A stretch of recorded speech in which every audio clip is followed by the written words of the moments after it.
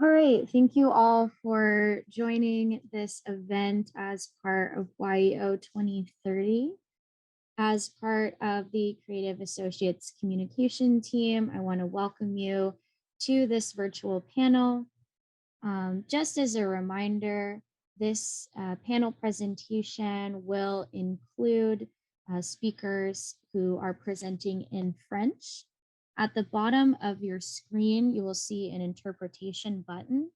If you select English during those presentations, we do have an interpreter available who will be translating those presentations for you. And we will post a reminder in the chat as well on how to access that interpretation once we get to that point of the presentation.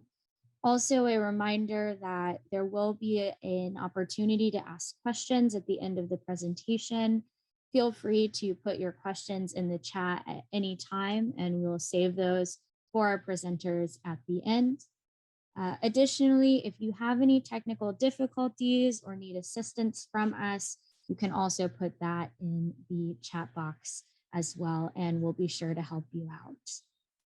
This presentation is also being recorded, and we will make a recording available to all attendees soon after the presentation has concluded, so look out for that.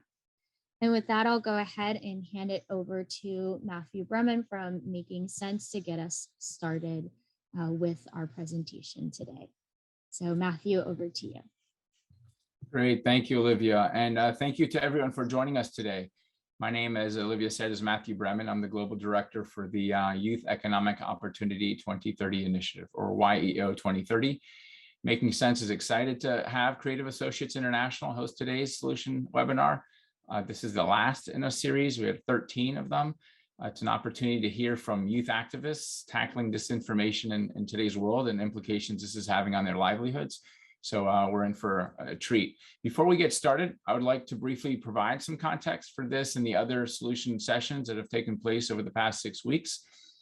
Since 2007, many of you have known about the global convening that we've had, the Global Youth Economic Opportunity Summit, to share learning, develop partnerships and advance economic opportunities for youth. The inequities that COVID and social justice movements exposed have increased the need to accelerate change, particularly for young people. And that's become a turning point for us at the GYEO Summit and for our agenda.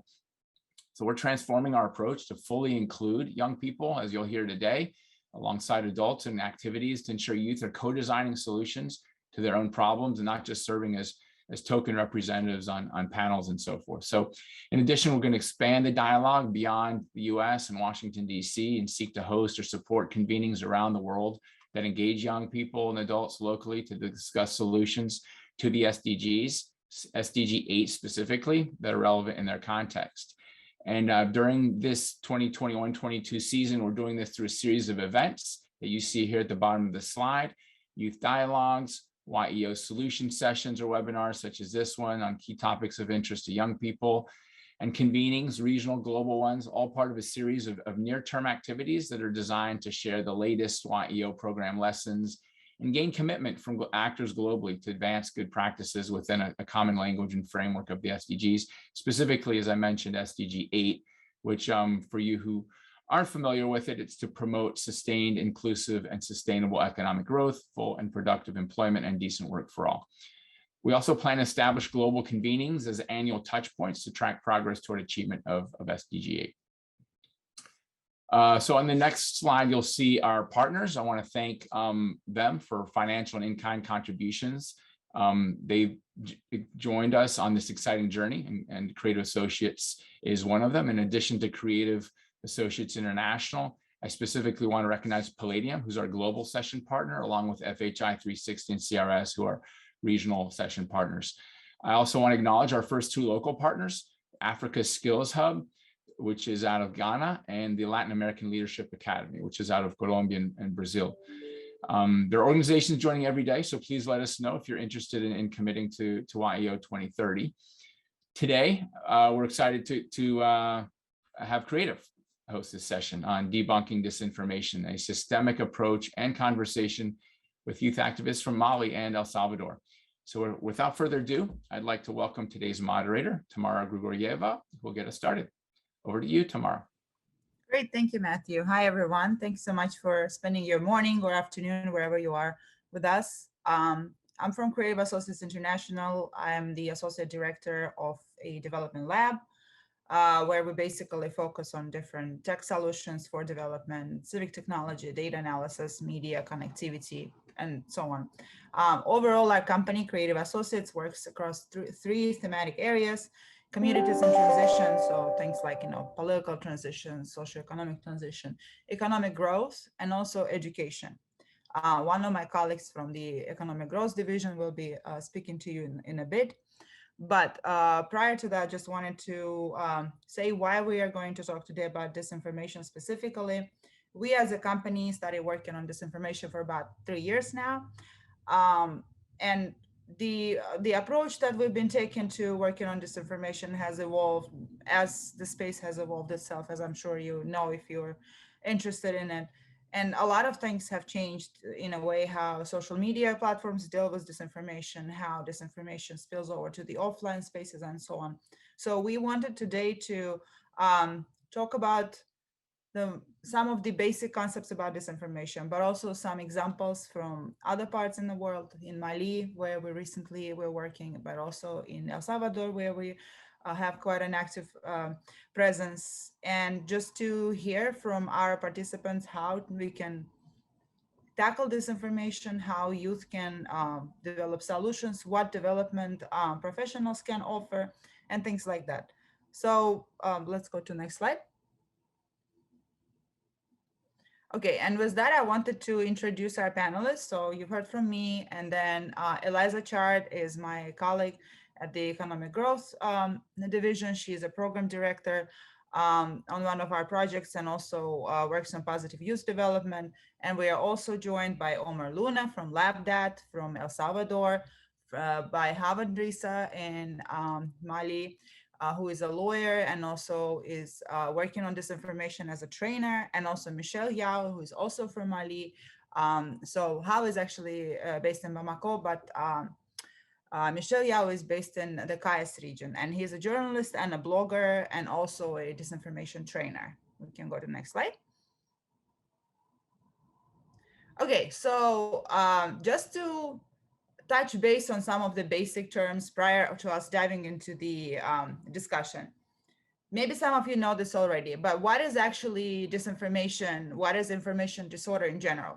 So just to have some terms that we can walk through. Disinformation is information that's false, it's deliberately created, right, to harm a person, a social group, an organization, perhaps a business or a brand or a country. Then there is also another term we often use is misinformation, and we'll be offering you examples from different types of these.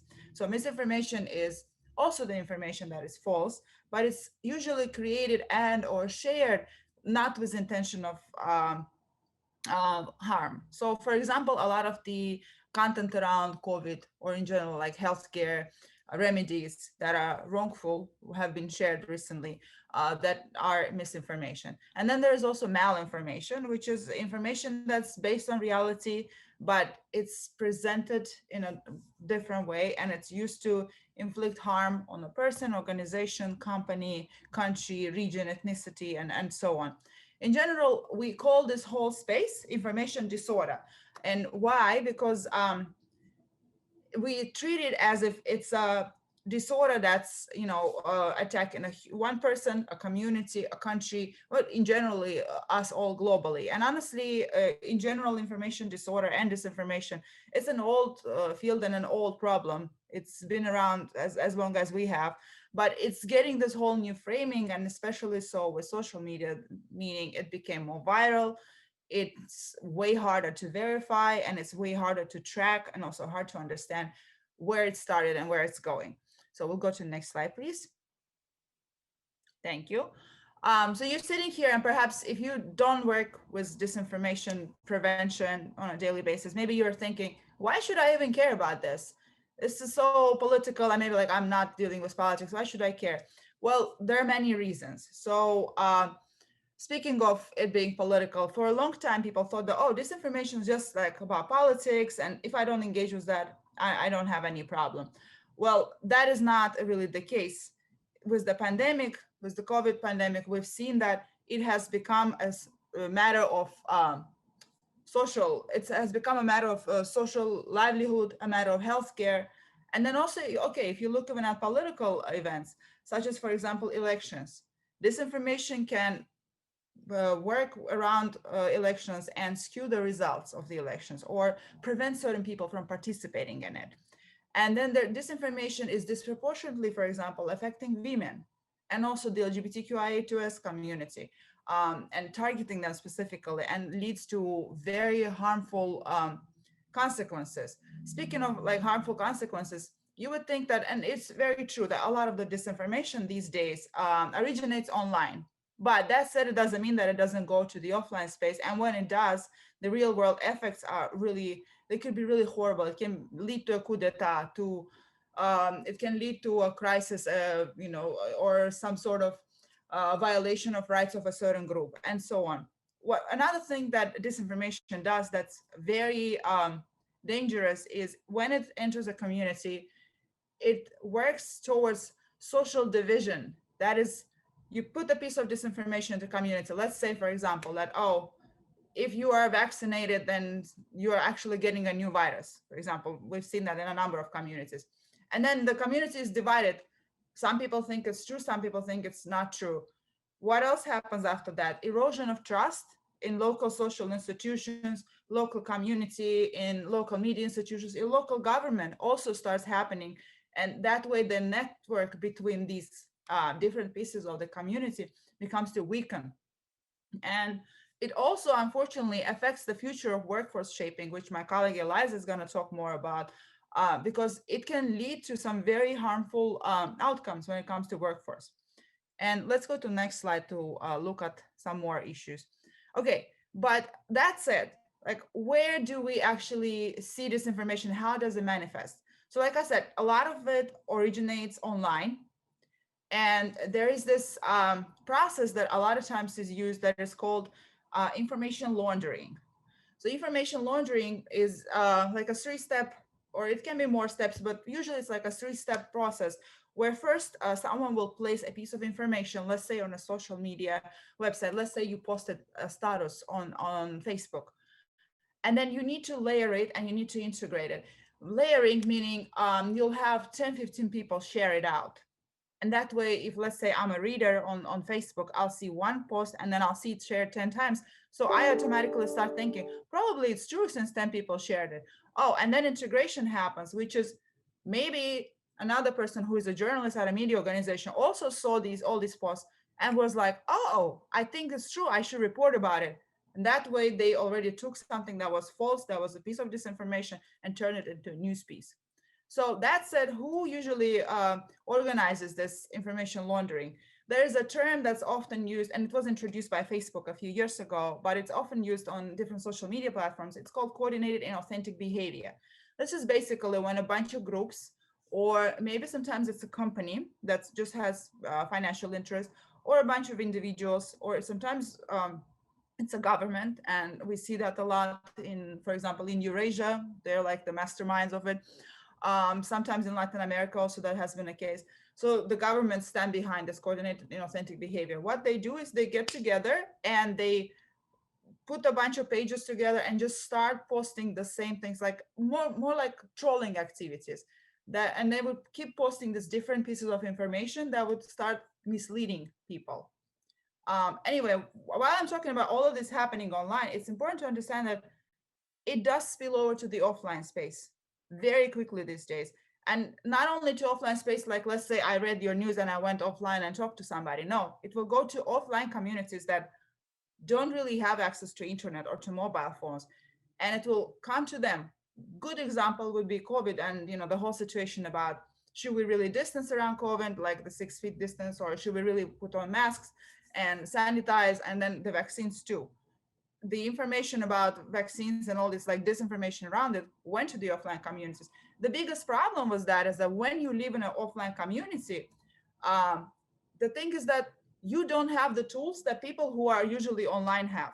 Because like if I'm online and I read somewhere that, oh, you should not get a COVID vaccine because you will grow a third arm, for example, I can Google it, right? And I'll be like, this is BS. But if I'm offline, I'll be like, oh, maybe I will grow a third arm. But anyway, let's go to the next slide and look at some more concepts. Okay, just to give you, and I took this from First Draft. You can look them up. They're a very good site that helps understand a lot of the concepts around disinformation. These are just some of the types of mis and disinformation that you will see pretty frequently.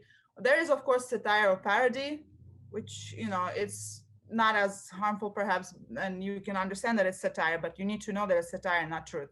And there's misleading content that you know, uses information to frame someone or an issue or a community. There's imposter content, when something is like a piece of genuine information and then it's taken and like completely impersonated. There's fabricated content, when it's completely false information and it's like designed basically to deceive and to harm someone. Then there's false connection, when, let's say, maybe the content is not wrong, but they would put like a false headline, or they put some visuals or captions that will have nothing to do with the content. And then there's also, of course, false context. When you get a piece of genuine content, it's shared with false contextual information, and manipulated content, when you, and that happens a lot, by the way, with videos and photos. They turn into manipulated content when it's a genuine piece of content or information or like imagery, and then you manipulate it to deceive someone. Okay, so we'll go to the next slide, and let's ask ourselves, let's say I'm presented with a piece of information, because we're all, you know, reading stuff, we're online, we're on our phones. How should you know that, okay, maybe I'm facing a potential piece of disinformation? So at Creative, and also our colleagues Hava and Michelle and Omar also are working in this space, and, you know, we all are training people on making sure that when you see a piece of information, you can walk through the steps that can lead you to a decision whether, or a conclusion, whether this is a piece of truthful information or disinformation. But just, and of course, if you have more questions, you can later reach out to us. But just to give you some basics, you need to learn to differentiate between what is a fact, what is opinion, and what is analysis. And you need to learn to analyze like the information that you are receiving. Let's say you're reading a piece of information. How is it making you feel? What is the impact of that on you? And what is the purpose it is shared with you? So there's also this really good curriculum. It's available online publicly. It's Learn to Discern. It's USAID funded IREX curriculum. I recommend you all to look at it. It's very helpful.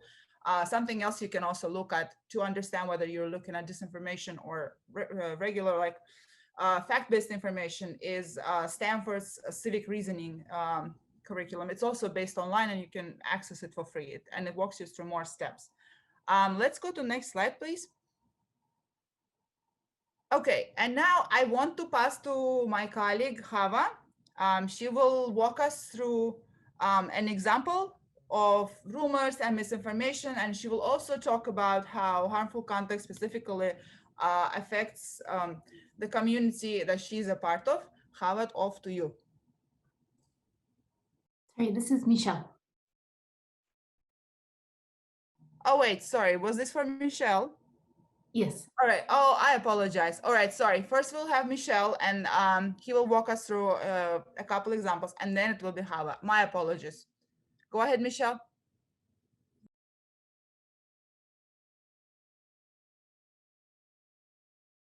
You are muted.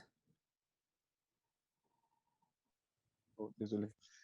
Merci beaucoup pour la parole donnée. J'aimerais vous présenter un peu de ce que nous en avions discuté la dernière fois.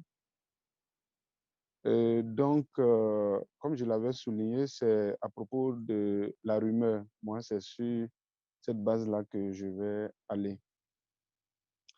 Alors, la base même de toute la désinformation que nous vivons au Mali ici, c'est vraiment la rumeur qui est, comme on appelle ça, distillée de façon orale en milieu communautaire.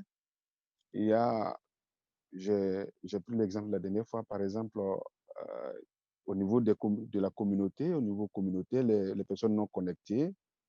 Il y a par exemple une histoire qui se dit manger de l'œuf vous donne ou bien aggrave le paludisme. Ah, non? Speak in French, please. Interpretation. Il faut signaler l'interprète là. Can you translate, please? Well, it's a small problems translation. Yes, Michelle, I'm trying to talk to Samake. Our apologies. We will fix that.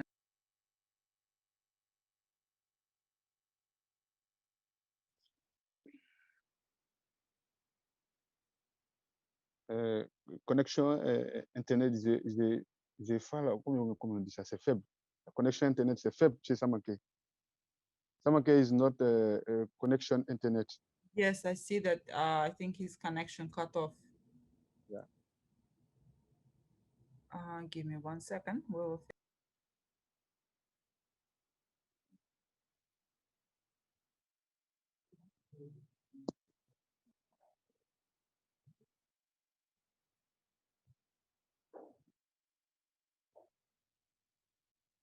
Désolé.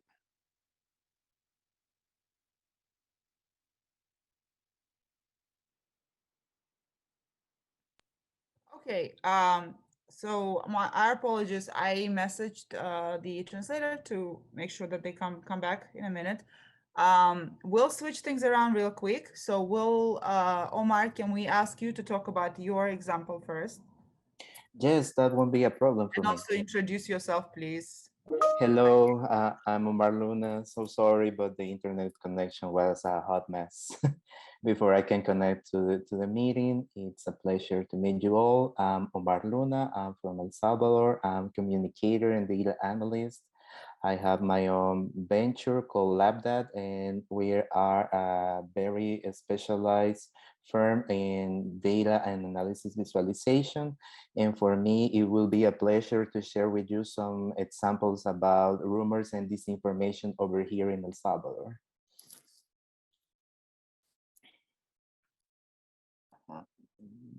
Let me see. I don't know where my slide is. One more slide back, please.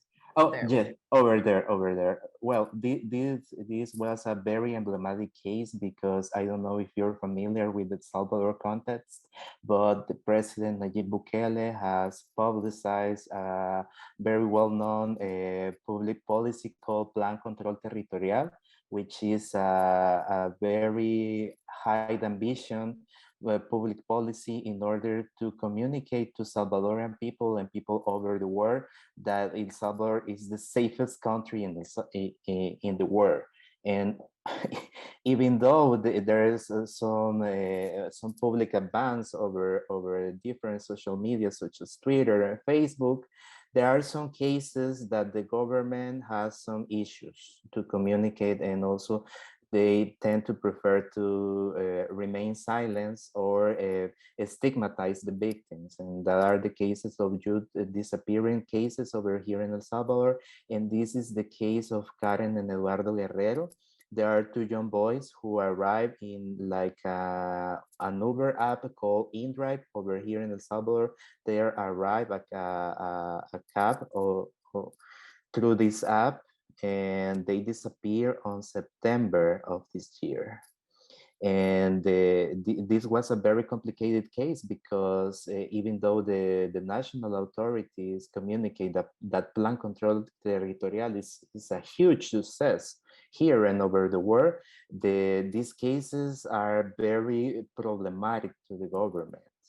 And also they appear over November of this year, the Security Cabinet and also the Ministry of Justice, and he started to spread rumors and disinformation about these two young boys.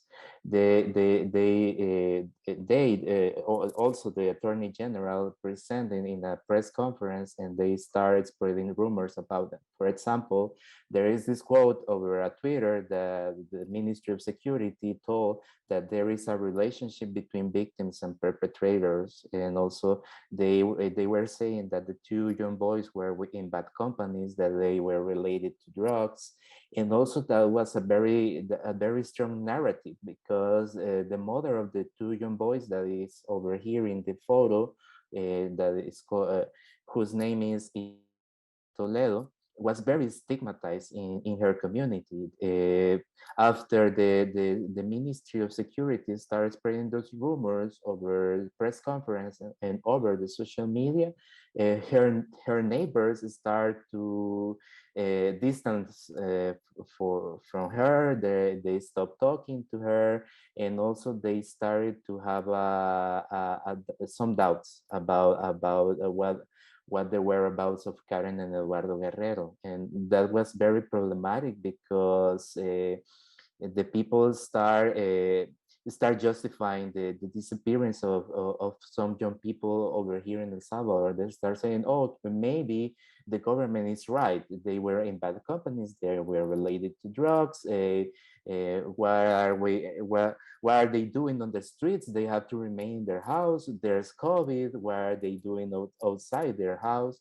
So that is a very problematic situation, because the narrative is so strong in the social media that it spreads over the offline situations, and also it stigmatize and re-victimize the victims of these situations, because they blame the victim, not the situation or the people that are guilty about that kind of cases.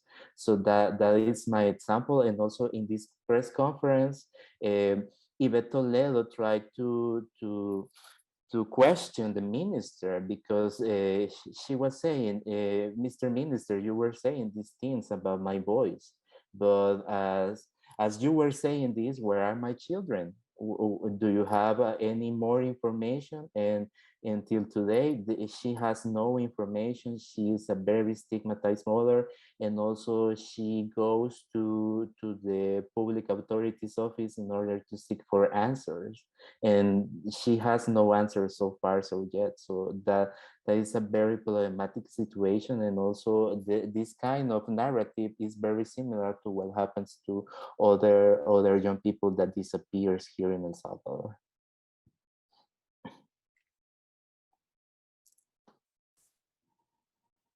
So that's it, Tamara. I don't know if you solved the problem. Omar, thank you so much. You're welcome. Thank you. We are still trying to get in touch with our translator. Thank you so much, Omar, for sharing the experience and the example. It's very interesting. I would really like for us to hear from GYEO, Michelle, and from Hava, but we're having a translation issue. Eliza, did you want to jump in with your section, and then perhaps we will switch? Yes, thanks. I can continue, and then we'll come back to Michelle and Tawa. So fake news and disinformation is big business. For example, the European Commission claims that Russia spends $1.2 billion on disinformation campaigns per year. And there's been significant spending on election-related disinformation in 18 other countries. Now, fake news has a massive economic impact that sometimes we don't really think about. But a recent study by CHEQ and the University of Baltimore determined that fake news has cost the global economy about $78 billion. So there are a lot of ways that this impacts youth economic opportunities, but I'm going to outline 3 specific examples to start painting a picture of what dis, mis, and malinformation really means for youth. So first, rumors spread faster than facts, and the proliferation of disinformation can have major impacts on specific sectors when they're targeted. In India, rumors that people were catching COVID-19 from eating chicken spread quickly early on in the pandemic.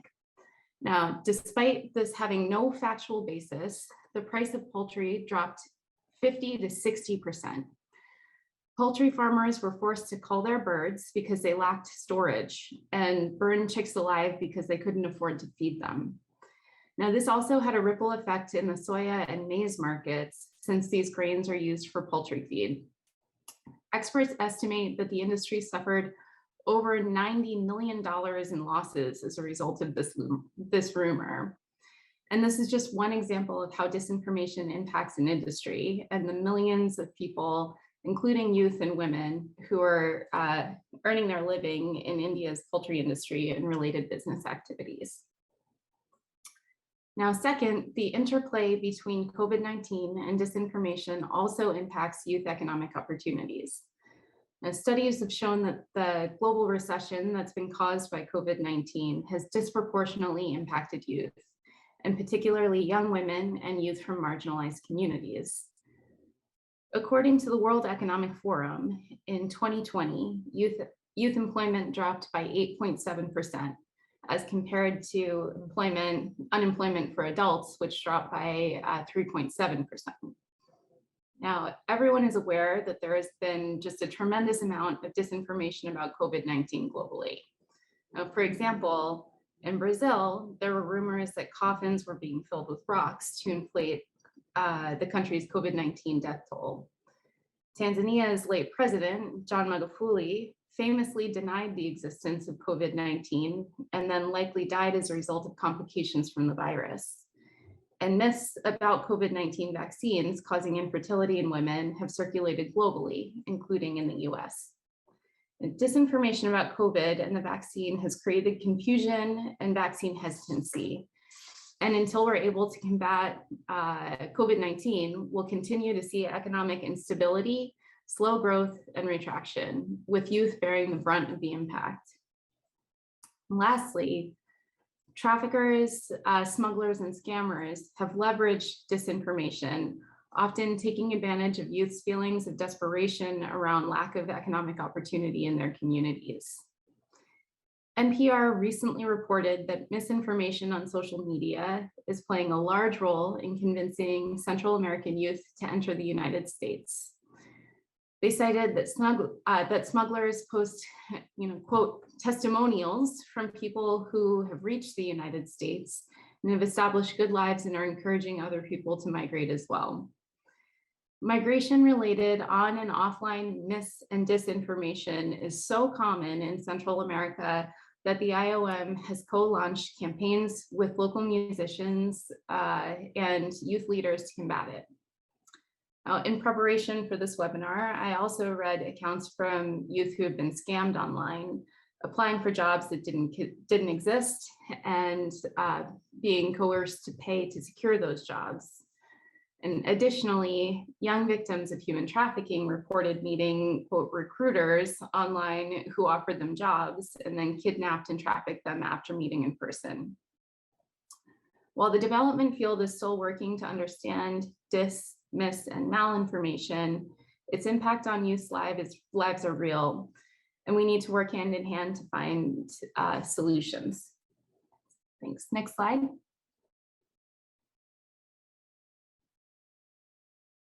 So as Tamara referenced earlier, there are risk factors that are associated with falling victim to disinformation.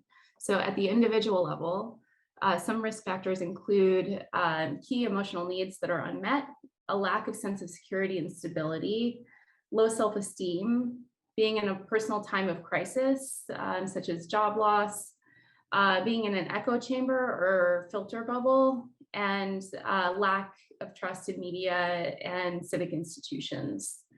Now, as from our reference, communities can also have an increased risk of vulnerability to disinformation. Again, that can include times of crisis, such as war, a pandemic, tense elections, being offline so that you can't reference and kind of look for other information. Community polarization. Again, communities can be in echo chambers and filter bubbles. Weakened networks at the community level and a lack of trust in media and civic institutions. Next slide. So as we've mentioned, in some ways this is kind of an old challenge. In other ways, this is a new way of thinking about it. And one of the things that we realized in preparing for this presentation is that Creative's toolkit for tackling disinformation actually aligns really nicely with USAID's Positive Youth Development Framework. So and kind of going through the 4 domains of the Positive Youth Development Framework, starting with assets, we know that young people need critical thinking and social emotional skills in order to tackle disinformation. And this is really important. And I think for the youth programming folks who are on the call, this will resonate because those are skills that are actually critical to outcomes across many, many different sectors. Additionally, youth need digital literacy and media literacy, being able to conduct lateral reading. They also need basic literacy skills and computer literacy skills and social media management. And to some degree, there needs to be somebody in the community who has data analysis skills. In regards to agency, youth need self-esteem. They also need opportunities to apply these skills and assets that we've just discussed in safe spaces, sometimes with adult oversight, particularly in the context of thinking about risk factors related to trafficking. They also need access to information so they can engage with different kinds of information and start deciding, how they feel about that. Now, in regards to contribution, we've got 3 really amazing youth leaders on the call who are great proof points for the fact that young people can actually be at the lead of combating disinformation, but they need support and resources to be able to do that. And then in regards to the enabling environment, before I referenced that this is big business, there are billions of dollars going into disinformation campaigns. So there does need to be a policy and kind of strategic level intervention as well, which could include media and fact-checking, institutional capacity building, policies to combat disinformation, and also policies that promote access to information. So with that, I'm going to check in and see if we have solved our translation issue. One second, we're trying to reassign the translator. Olivia, can you update us how we're doing on this? Yes, I am just assigning Jacqueline as translator right now. So give me just one moment. Okay. And while we are fixing that, and again, our apologies, our translator is in Bamako, so I think he had a issue with the connectivity. We're trying to reconnect, but if that doesn't work out, we will have our actually project director, Jacqueline, help us, whom Yao and Hawa you've met before. But that said, while we're fixing that, I wanted to say, if anyone has any questions, please feel free to post them in the chat and we will get to them and discuss. And the questions could be either about the concepts that you're seeing or anything else you want to hear about with regards to disinformation prevention, or the programming that's out there, or things about content regulation. We have a whole little practice area at Creative Development Lab where we are working on it. So even if we can't give you the right answer right now, we'd be happy to send you some resources and things to look at later. Olivia, how's it going at the moment?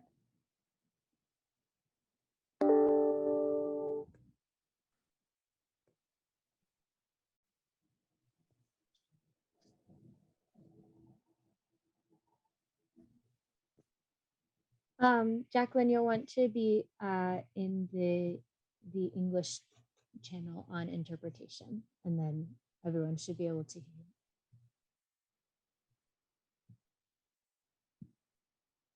Yes, perfect. Okay, thank you so much for jumping in and helping us. Michelle, we will come back to you now. And Olivia, we'll go back to Michelle's slide.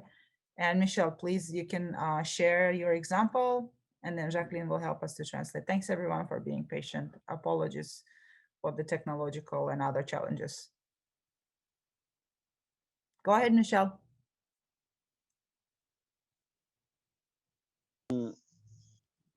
Okay, thank you. Great. Mais ça m'a que il n'est pas encore prêt d'abord. Juste 2 minutes. Ça m'a que it is good. 2 minutes.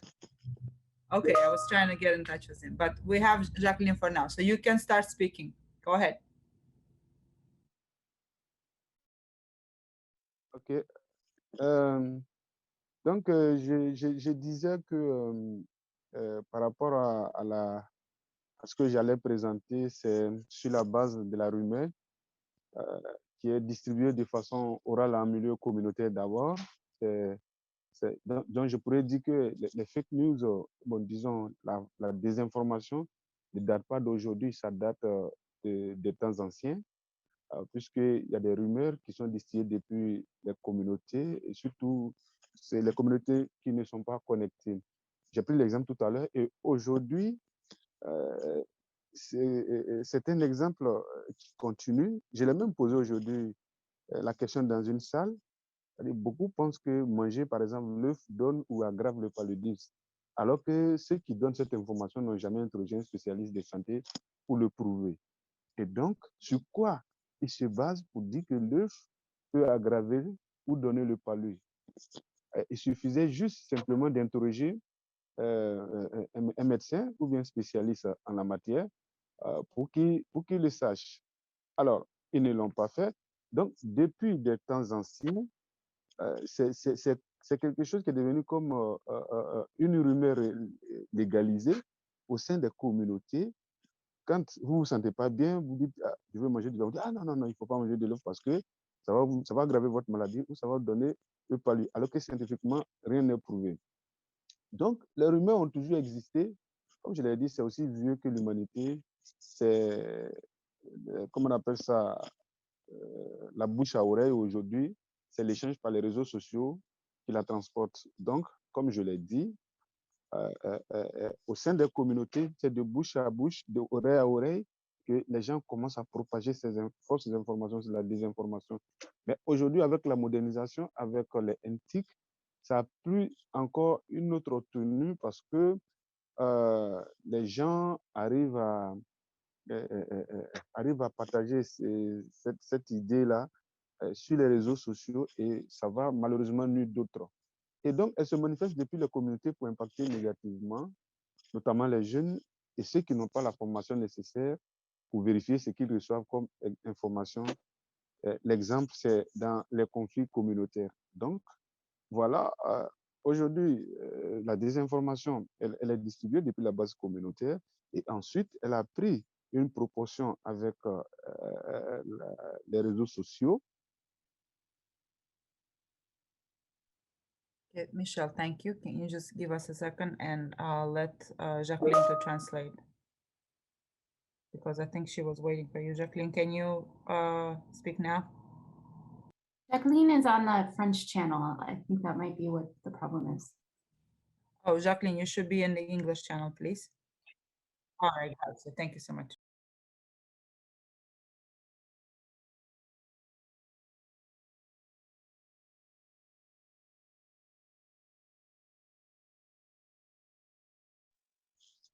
Hello.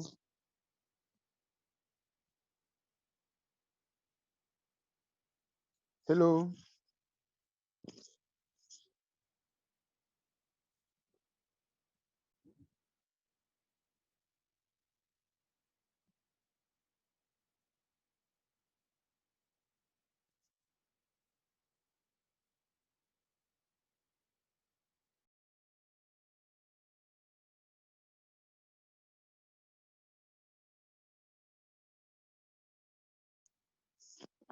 Hello.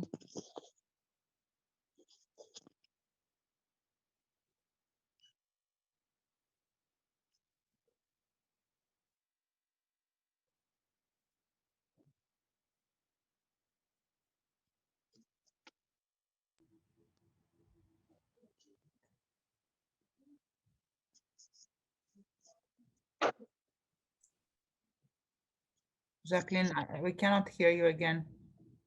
Hein? Non, lui, on ne l'entend pas encore. Jacqueline? I think that might be the end of Oh, okay. So, okay, Michelle, please proceed. OK. Thank Donc, je disais que de reprendre ou je continue là où je me suis arrêté.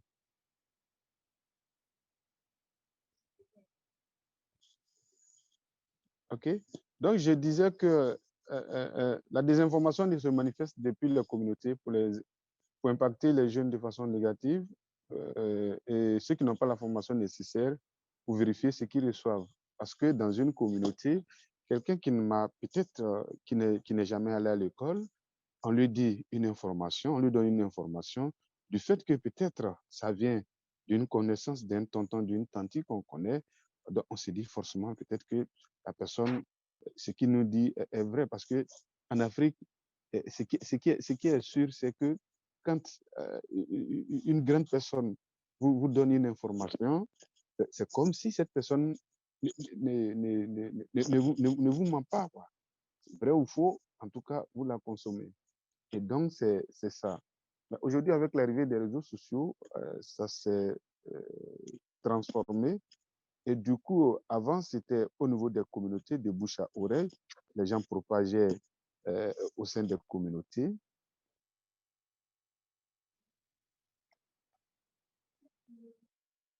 Hello? Hello?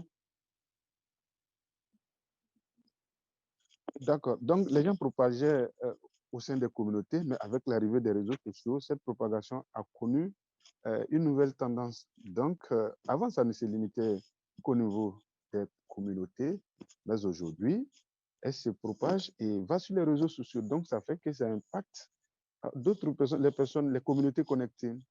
Donc, là où il y a les rumeurs aussi, la base de tout ça, ce sont les rumeurs, parce que quand quelqu'un reçoit une information, il ne prend pas la peine de vérifier, vrai ou faux, en tout cas, se met à consommer cette information-là. Donc, là où il y a des rumeurs, ça veut dire qu'il y a des problèmes sociaux qui... C'est que là où il y a des rumeurs persistent des problèmes sociaux. Donc, plus une situation est tendue, plus les rumeurs circulent. Donc, elles sont généralement lancées pour des raisons ethniques, politiques, des motifs économiques, ou même monter des actions. Par exemple, déprécier un concurrent. Donc, par rapport à ce qui se distribue comme des informations, derrière, il y a un motif. Donc, par exemple, quand on prend par exemple des raisons ethniques, certaines personnes dans le mauvais projet peuvent aller auprès de leur communauté et dire ah, tel groupe s'apprête à venir nous attaquer. Donc, quand on regarde un peu la crise au nord du Mali, entre la communauté Peul et la communauté Dogon, voilà deux communautés qui vivaient ensemble depuis des années dans l'entente et la paix. Mais subitement, la situation a dégradé. Parce que, évidemment, c'est la désinformation. Ce sont des rumeurs qui ont été entretenues depuis des années et qui ont fini par éclater. Et du moment où, par exemple, il y a un membre d'une communauté qui s'est retrouvé avec les armes, forcément, les gens en profitent pour exacerber. Quand je parle de membres d'une communauté qui s'est retrouvé avec les armes, par exemple, quand on prend le leader d'un groupe djihadiste, Ake Massina, c'est un peu, il s'appelle Amadou Koufa. Donc, du coup, les gens vont auprès de ces communautés-là pour leur dire il faut rallier notre idéologie parce que les gens veulent nous faire ceci, les gens veulent nous faire cela. Donc, les gens s'amènent sur ces gens de terrain sans chercher à comprendre. Donc, tout part par là. Il y a également aussi, je prends pour exemple, les infos qui sont tournées vers les partenaires du Mali, notamment Barkhane, MINUSMA, et même celle sur la COVID. Aujourd'hui, à cause de la désinformation, ça impacte négativement même la campagne de sensibilisation des populations sur la COVID parce que les gens ont plus tendance à être plus dans des idées complotistes, alors qu'il n'en est rien. Il n'en est rien. j'ai l'habitude de leur dire, de leur poser la question, mais vous dites que les gens complotent contre vous. Mais cette même maladie, ce que vous supposez comme des complotistes là, la maladie est en train et aussi de les détruire. Donc, vous pensez que quelqu'un va faire un complot contre sa propre personne? Je ne pense pas. Et si ce n'était pas vrai, comment tout un monde a dû fermer ses frontières et replier sur lui-même avec des économies importantes? Si ce n'est pas vrai, cela n'arrivera pas. Donc, évidemment, c'est la désinformation. Aujourd'hui, la désinformation a atteint tous les niveaux. Donc, de la source jusqu'au sommet. De la source jusqu'au sommet. Et même aujourd'hui, les gouvernements propagent de la désinformation pour servir les intérêts du moment. Donc, toutes les infos sont construites de la même manière et elles contiennent un double référent et des thèmes qui reviennent du style comme par exemple au Mali, ah, j'ai un ami qui m'a dit ceci, donc c'est que c'est vrai. C'est ma belle-sœur, c'est que c'est vrai. C'est mon oncle qui le dit, c'est que c'est vrai. C'est le copain d'un voisin qui connaît un chercheur, c'est que c'est vrai. C'est un expert, c'est que c'est vrai. C'est un traducteur qui a appris que. Donc, vous voyez que, comme je l'ai dit au début, les gens ont tendance à légaliser la rumeur en se focalisant sur des trucs pour dire, ah, c'est un ami qui a dit que moi, par exemple, si je fais par exemple confiance à Tamara, il dit, ben, Tamara, c'est mon ami. Maintenant, est-ce que ce que Tamara dit, j'ai dit, bon, c'est Tamara qui me l'a dit. Et donc, du coup, tous ceux qui connaissent Tamara, on dit, ah, c'est que c'est vrai. Mais est-ce que ce que Tamara m'a dit est vrai? Il faut que les gens se posent, par exemple, cette question. Un chercheur a dit, mais quel chercheur? Est-ce que vous avez cherché à parler avec ce chercheur? Voilà. Donc, on vient ensuite la référence à un organisme officiel, etc., etc. Et quand on dit, ah non, non, non, ça c'est la préfecture qui l'a dit. Mais prenez le temps, allez-y à la préfecture, renseignez-vous. Michelle? Donc, les gens ne font pas, oui. Michelle, sorry, I'm going to jump in for a moment. If we can pause, so Jacqueline can translate what's been said, and then I see that Samaki is back on. So at that point, we can switch back to simultaneous translation after we catch up on what's been said. So Jacqueline, would you mind just translating that for Michel so that he knows where we are, and then we'll ask you to help us this last time and then let you off the hook. Thank you for jumping in and supporting. C'est bon, man.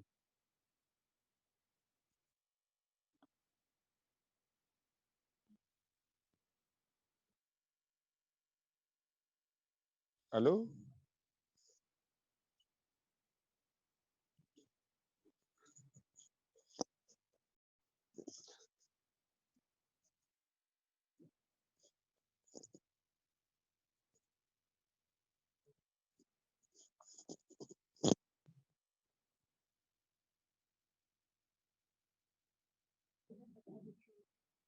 Hmm?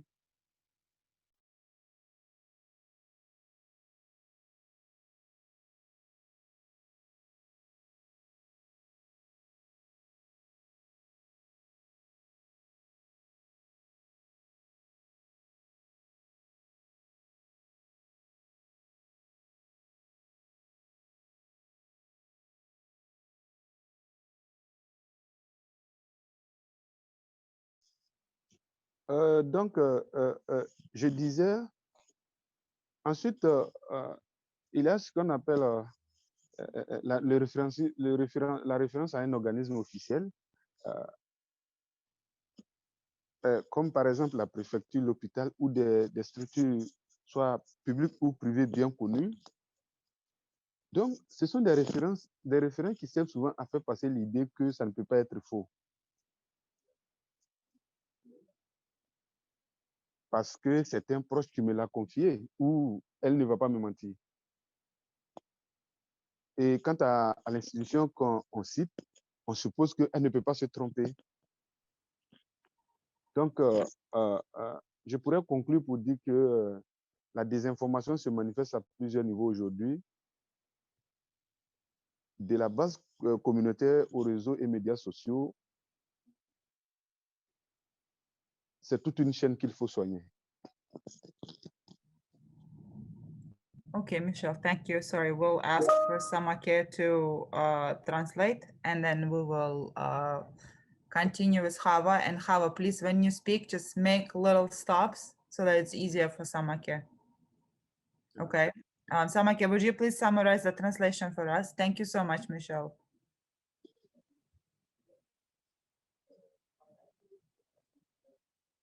Samake, can you unmute yourself, please?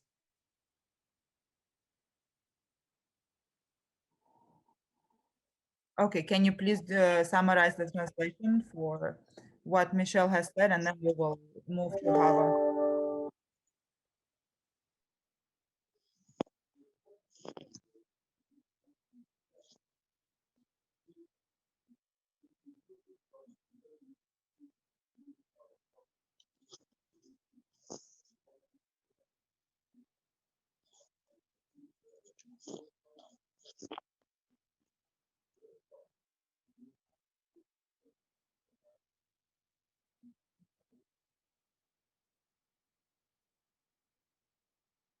Great, thank you so much. Thank you, Felicia.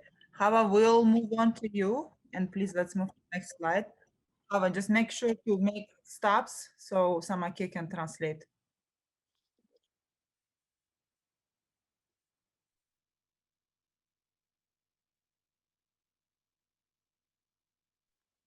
Bonjour tout le monde, j'espère que vous allez bien.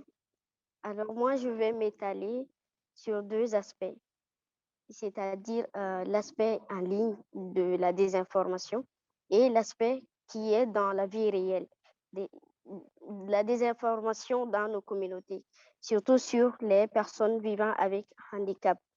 Alors, mon premier exemple va s'articuler sur la désinformation qui s'est passée en 2019, et c'était par rapport à une société des chips, de croquettes, a été l'objet de désinformation. Une vidéo qui circulait par rapport aux supposées contenances des substances plastiques, ou bien même que les chips sont inflammables, c'est-à-dire qu'ils peuvent prendre feu ou alors peuvent faire fonctionner du charbon. Voilà. Et la société s'appelle Africa Chips Mali Sal. Et une vidéo dans laquelle il y a deux dames qui parlaient sur ces faits-là. La vidéo a très vite circulé et les gens se sont dit que voilà, les chips, on n'en donne plus à nos enfants. Parce que les dames disaient que les chips font du mal aux enfants, peuvent nuire à leur santé, et que même les gens qui fabriquent ces chips-là ne donnent jamais à leurs enfants.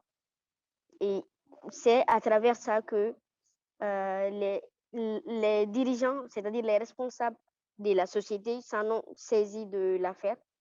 Ils ont organisé des conférences de presse pour démentir. Bien sûr, dans la vidéo, les deux dames parlaient anonymement parce qu'on ne voyait pas leur visage.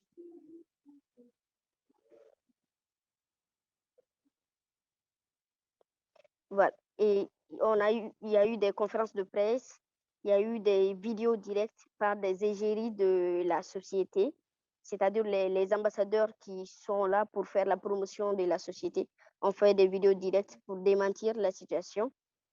Et c'est à partir de là que le ministère de la Santé et de l'Hygiène s'est également saisi de l'affaire, parce que c'est devenu du jour au lendemain un truc à débattre partout. Et il y a eu des analyses, des investigations qui ont prouvé que la société qui fabrique ces chips-là, il n'y a pas de substance qui peut nuire à la santé, et que ce n'est que des produits locaux, c'est-à-dire du maïs. Et c'est à travers ça que le ministre de la Justice s'en est même saisi de l'affaire et a instruit à ce que les gens qui ont produit ça, c'est-à-dire les gens qui ont fait la vidéo, qui ont désinformé la population par rapport à ça, soient traduits devant la justice. Et voilà, ça a été fait comme ça. La société n'a pas tout à fait retrouvé l'image qu'elle avait, parce que l'image a été ternie, c'est-à-dire il y a eu beaucoup de choses, alors qu'il n'y a que des dames presque que des dames qui travaillent dans cette société. Et ces dames-là, elles travaillent pour nourrir leur famille. Ce sont des jeunes dames de 25 à 35 ans. Vous voyez comment la désinformation peut nuire à une société, une entreprise et au-delà de ça, nuire à l'économie nationale du pays. Et au-delà de cela, j'ai un deuxième aspect qui est la désinformation dans nos communautés. Vous savez que partout dans le monde, les personnes en situation de handicap sont pas traitées de la même manière. Au Mali, ça n'est une autre chose, en fait, parce qu'il y a toute une désinformation qui tourne autour de l'handicap en tant que tel. Par exemple, pour les personnes de petite taille comme moi, on dirait que nous sommes des génies. Ça, c'est du sens vraiment négatif, parce que ça veut dire génie maléfique. Et ça, c'est quelque chose qui est ancré dans la société. Les gens le pensent et y croient fortement. Au-delà de ça, pour les personnes atteintes d'albinisme, ils sont vraiment persécutés partout. Parce qu'on suppose que les personnes atteintes d'albinisme sont source de richesse, tout comme les autres personnes atteintes d'handicap en tant que telles. Et ils sont très souvent décapités, ils sont tués, massacrés comme ça, parce que les gens ont tendance à croire à ces rumeurs. Et ces rumeurs sont devenues aujourd'hui une réalité parce que les gens y croient et pensent que quand on arrive à obtenir la tête décapitée d'une personne atteinte d'albinisme, on peut très vite être riche et que c'est source de richesse. Au-delà de ça, pour les personnes handicapées physiques, tout le monde croit que ce sont des serpents, c'est-à-dire que ce sont des enfants serpents. Et ça, c'est, comme Yao l'a dit, des rumeurs qui sont là et qui persistent, alors que ce n'est que de la désinformation, parce que ce n'est pas du tout fondé. Ce sont des fausses informations. Et très souvent, les gens utilisent ça dans leur conversation pour faire du mal aux personnes vivant avec un handicap. Et globalement, à l'approche des élections au Mali, les personnes en situation de handicap voient ça comme une situation d'inquiétude. Parce que les politiques pensent que on leur a fait croire ça, je vais dire, pensent que quand on arrive à tuer, massacrer une personne handicapée, on peut avoir, on peut se hisser sur le haut sommet de la politique. On peut devenir très vite quelqu'un de très important parce qu'ils sont source de recherche. Et ça, ce sont des informations et c'est venu par des rumeurs. Et ça continue jusqu'au jour d'aujourd'hui. Voilà ce que je voulais partager avec vous par rapport à ces deux aspects que je voulais aborder. Merci à vous.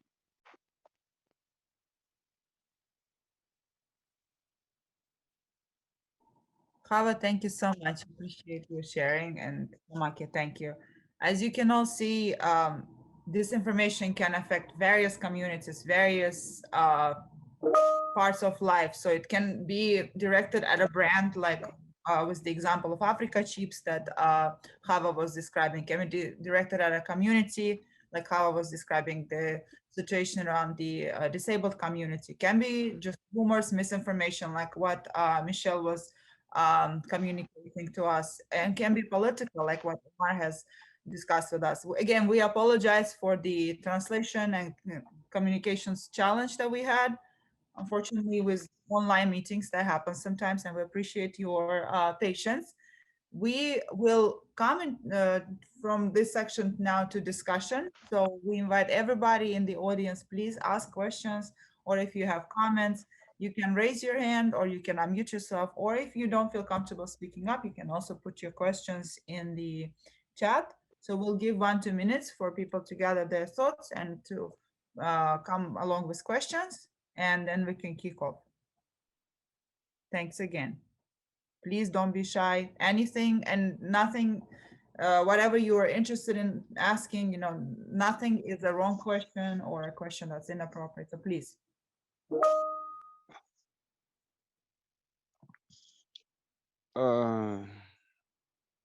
Merci beaucoup.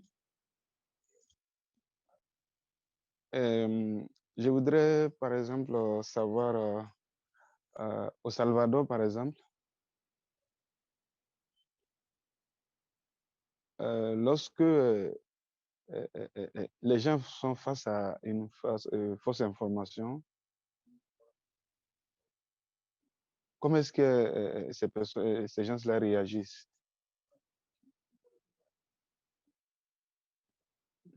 Est-ce que la grande partie est partie à l'école ou bien elle n'est pas partie à l'école?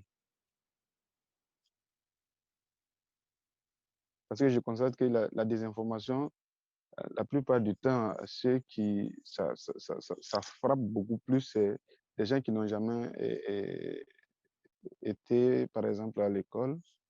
Bien vrai que ça frappe tout le monde, mais les gens qui n'ont pas été à l'école, ça tape encore plus leur leur réflexion que tout autre. Donc, c'est pourquoi je pose la question si Oumar est là, s'il peut répondre à ça. Je voudrais bien le savoir.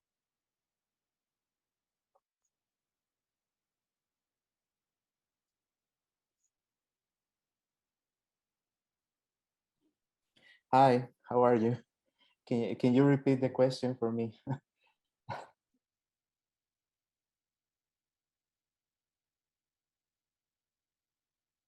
Hello, can you hear me? Yes, he asked Michelle to. Oui, je vous entends. Je disais que au Salvador, quand les gens sont face Yeah. à la désinformation, comment est-ce qu'ils réagissent? Mm-hmm. Quand ils sont face à la désinformation, comment est-ce qu'ils réagissent? Et ça, c'était la première question. Je pose cette question parce que la deuxième question, je voudrais savoir, est-ce qu'une grande partie de la population du Salvador est allée à l'école ou bien c'est la majorité qui n'est pas allée à l'école? Parce que je constate que, comme chez nous, par exemple, c'est vrai, la désinformation touche toutes les couches, mais ça frappe plus sur la psychologie des personnes qui n'ont jamais été à l'école, par exemple. Donc, c'est pourquoi je pose la question. Well, that's a very interesting question because over here in El Salvador, misinformation is strong. Why I saying that? Because, for example, since Nayib Bukele arrived on the national administration, she started to spread some rumors about former government officials, for example, and former politicians, and he construct and write a narrative that people assume as theirs. For example, there is some narrative that the people that were in the past didn't do anything for the population, didn't do any public policy, didn't accomplish any uh, any measure to benefit the population here in El Salvador. So he's like Goebbels and like this very famous publicist in the First and Second War, rewriting the history, saying that in the past there was nothing to celebrate about the politicians that were under the administration. And the misinformation is so strong that people believe it, that they didn't happen, that didn't happen anything in the country, and Nayib Bukele is like a savior for them. He's like the coolest dictator that El Salvador has never seen before, and he's changing his Twitter bio like every day. For example, one day he called himself a CEO of El Salvador, like we were a national enterprise, and we weren't like a country or something to construct and build some public policies about it. So it's a very interesting situation, because even though you're sharing some information with someone who supports the president, he start to say, no, you're lying. The president is right. The president is always right. He has a vision.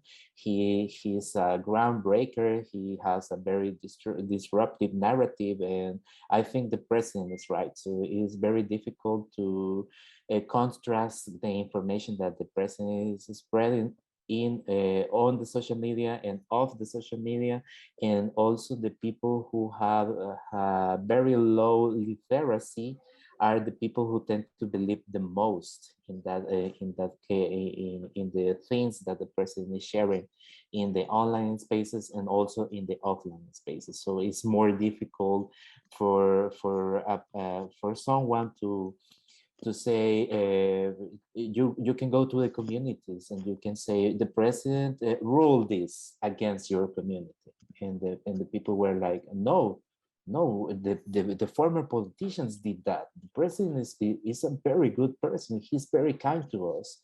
What he's doing that, and also it's very difficult to contrast this. For example, I have some very good friends that are journalists. They go to the communities and they told the communities the president ruled against you because he has the power to expropriate your land, your house, the place where you live, because we have an expropriation law that was approved over this year, and the president, if he's very interested in the land that you're living, he can expropriate the land in order to build something. For example, I don't know if you were familiar about with the Bitcoin. We have Bitcoin as a legal tender over here. And he announced in a public party with some Bitcoiners and people who are very enthusiastic about Bitcoin that we are going to have a Bitcoin city. A special place where people who like Bitcoin and who want to trade Bitcoin can live. They don't have to pay some taxes. They will have their own mayor, and they will have their own public policies, far away from our constitution and our public law. And that's something that the misinformation and also the lower literacy is affecting the way the people tend to see the narrative from the president and the people who support him. Thanks, Omar. You're welcome. A question from Juan Manuel Sanchez. Juan, do you want to jump in and share your question? I've also translated French in the chat, so Hawa and Michelle can jump in too. But if you want to jump in with your question, that'd be great.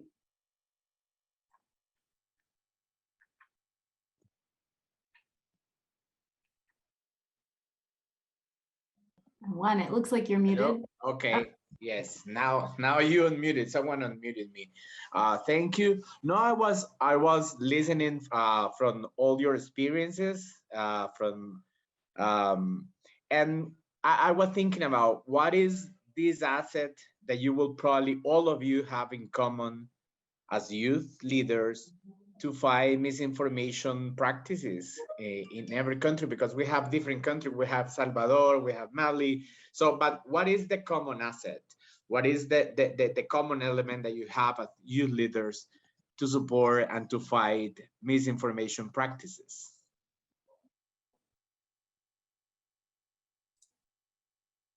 Maybe Hawa, do you want to start?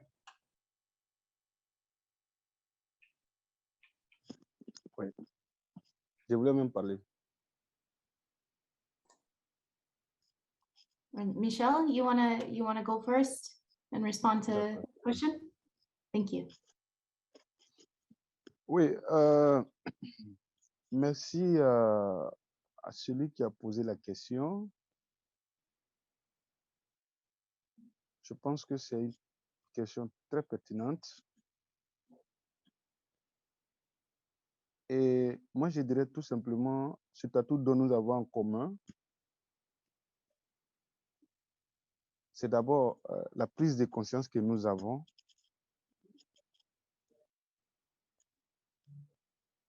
à savoir que la désinformation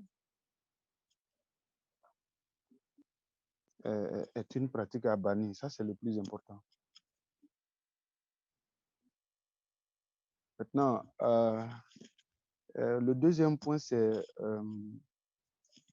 de multiplier les activités de sensibilisation auprès de nos communautés.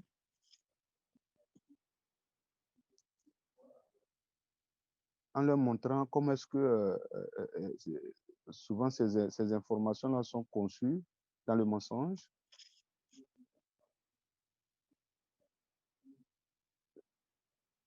Voilà, pour pouvoir permettre à ceux qui sont, parce que nous avons eu la chance d'être formés, de savoir ce que c'est que la désinformation. Et donc, nous devons être les premières personnes à être en ligne, à lutter contre cette pratique. Donc, pour moi, d'abord, ce que nous avons en commun, c'est d'abord notre prise de conscience pour nous à lutter contre cette pratique.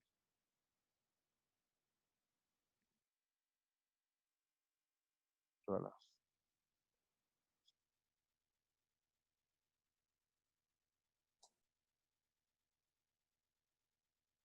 Okay, Hawa, do you want to jump in next? So you'll need to unmute. Oui, oui, effectivement, et je suis d'accord avec ce que Yao a dit. D'abord, le fait qu'on on a pu prendre conscience et qu'on sait désormais ce que la désinformation peut causer, nous devons d'abord nous munir de ces armes-là.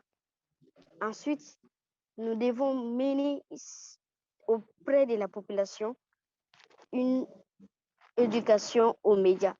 Je pense que pour le cas de Salvador également, ça doit être très nécessaire et je pense ils doivent être là-dessus. Je pense que ce côté-là pourrait nous unir en fait. Ça peut être similaire, le fait d'éduquer les gens d'abord aux médias, que la population puisse prendre conscience également, tout comme nous, que la désinformation est un mal, comme l'a dit Yao, à bannir de notre population, de notre communauté.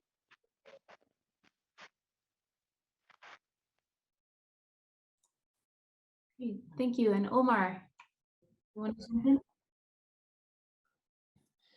I think one of the biggest assets to fight disinformation, for example, in the Salvadorian case, is how you can contrast the fictional narrative, for example, because people who consume this kind of contents are like, oh no, the president is always right.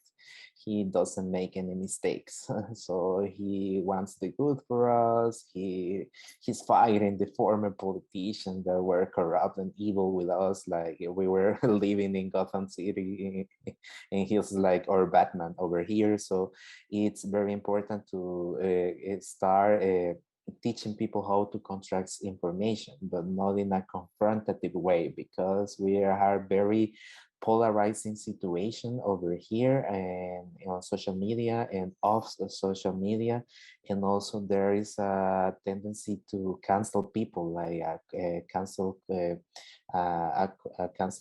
culture in order to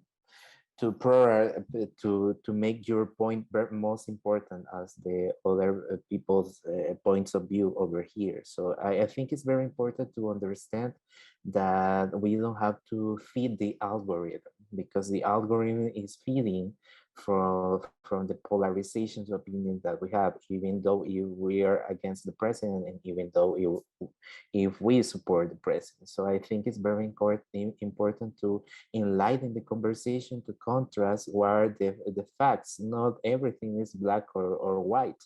There are some shades of gray in the conversation. And that is the point we have to retook in order to teach the people how to contrast information, how to consume the content, and also think before sharing the information. Because sometimes the emotion, the tendency to be the first one to have this exclusive, this scoop, or this kind of publication, or their engagement or their interaction that some publication can make, it could have some consequences, not only on the social media, also off the social media. And that is called the duality mistake. That's the thing that remains on social media, it stays on social media, and that is wrong. Sometimes the things that happen on social media have some consequences in the offline spaces. And sometimes the people don't measure that kind of consequences that our publication and everything we publish or we share or consume on that kind of basis can have some consequences of the social media. So I think that is the main assets of how to teach the people how to contrast information without any prejudices and without some subject facts or some personal beliefs in order to conclude something that could be worth of sharing, worth of talking about with other people on the social media and of that kind of a space. Great, thank you. You're welcome. Okay, well, I think at this point we want to close out our conversation. We apologize to everybody again for the technical challenges that we had. I know, working in a global international space can be challenging sometimes, and we saw we saw that today. But we appreciate everybody sticking with us. We know that these topics of misinformation, disinformation, and malinformation are complicated, and kind of spanning some things that are familiar to us, but operating in a really new digital landscape. And it's a nascent field, and we're excited that everybody's jumping in to really think critically and figure out how we can work together to combat it. And I hope that, one of the takeaways from this conversation, which has been, a takeaway for myself and Tamara, has been that young people really can be in the lead, need to be in the lead, need to be set up for success, and, really can push us forward in combating and debunking disinformation. So thank you so much. And I will hand it back over to Matthew. Great, thank you to Tamara and you, Eliza, for moderating today's session on behalf of Creative. And I know navigating a tricky internet connectivity interpretation issues are always, forefront of our minds, and it shows some of the challenges we have globally around connectivity and communication. So another lesson that we're continuing to navigate. But I wanted really thank our terrific speakers, Omar, Michelle, and Hawa, who are combating disinformation and fascinating and as Eliza said, somewhat new conversation. For me, an important takeaway, I think, is how old tools and skills, the assets part of the positive youth development framework, are key to helping overcome disinformation, distinguishing between what is real and fake. So critical thinking, social emotional skills, digital and computer literacy. These same soft and life skills are also key for getting and keeping a job. And so how do we make those connections? And they can also impact the larger economy, right? Keeping a legitimate company afloat, using the chips company example in Mali. So there's a lot of work ahead. Yet, I want to commend Omar, Michelle, and Hawa for taking on this challenge. I encourage all of you also to tie your campaigns and messaging back to the impact it has on the economy and jobs, using facts, as you stated, because those things tend to resonate most as we try to shift people's thinking and understanding what is real. So just to conclude, please let those unable to attend today's session know that we'll upload the recording, as Olivia said at the beginning, onto the website. You can already find recordings from past solution sessions on our website. I'm going to drop in the link now. That's at GYEO2030.org. You can also see it right here. I'll give you 2 seconds. And then lastly, I want you to please note that these solution session conversations that we've had over the last 6 weeks are just the beginning. GYEO 2030 has a long-term vision horizon. The scalable solutions that shared during our webinars over the past couple of months, together with key outcomes from our youth dialogues, will inform future conversations. And we're going to be convening these over with community, our community of adults and young people, intergenerationally. We'll be discussing tangible solutions and actions to take as we strive to hold this ecosystem of actors accountable to achieve SDG 8. So please stay tuned for upcoming events in 2022 on our website. And I just want to conclude by thanking everyone again and enjoying the rest of your days, your afternoons, and your evenings. Thank you, everyone.